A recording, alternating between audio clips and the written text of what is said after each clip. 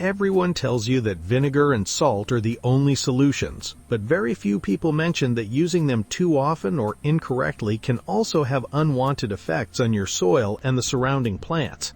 Today, we're going to make something completely different, a method that doesn't rely only on burning the surface of weeds, but instead helps improve the effectiveness of a natural mixture.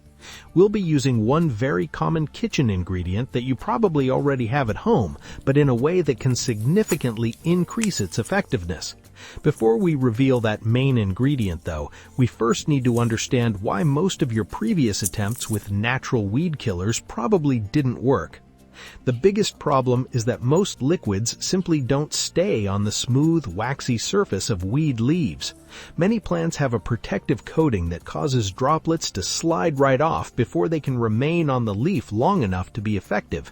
That's why we begin by preparing a special base using 1 liter of warm water.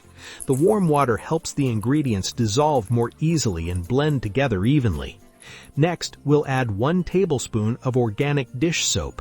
This ingredient helps the mixture cling to the leaves instead of running off immediately. As the base comes together, avoid stirring it too vigorously. The goal is to create a smooth, even mixture with as little foam as possible, since excessive foam can make it more difficult to spray the solution evenly.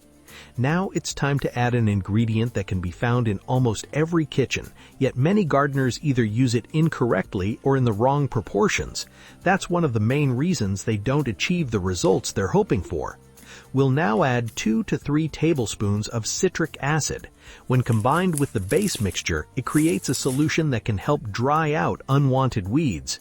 However, even with a mixture this effective, many people make their biggest mistake at the moment of application.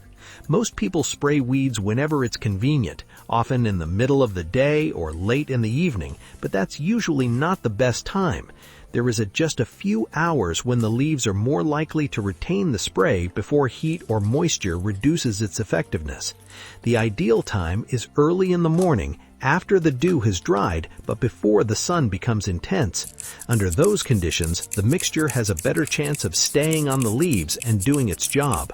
Follow this method and compare the results for yourself. Let me know in the comments how you deal with weeds in your garden. Thanks for watching, and I'll see you in the next video.